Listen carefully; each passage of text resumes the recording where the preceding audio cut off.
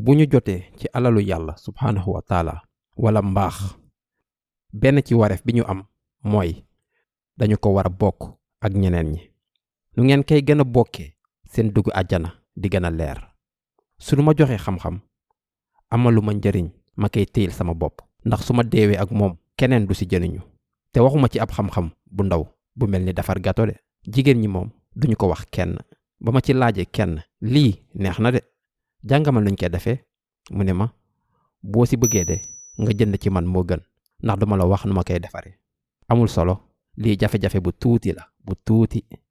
waaye ci li ñuy wax fii mooy xam-xam bu am solo mu nekk ci diine bi wala àdduna bi mi wax ci seen diine bi wala ci xam-xamu àdduna mel ni ngeen am xam-xamu alquran ak sunna bi jàngale leen ko bala ngeen di ñàkk seen jot ci leneen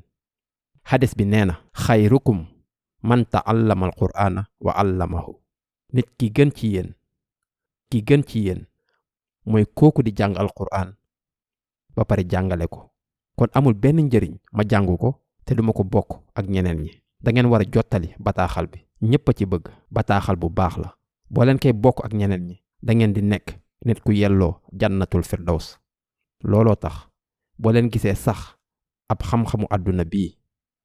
mel ni ngeen gis wala ngeen defar ab machine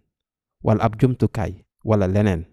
bokk leen ko ak àdduna bi boo leen koy jaay sax amul solo ndax biru àdduna la waaye bokk leen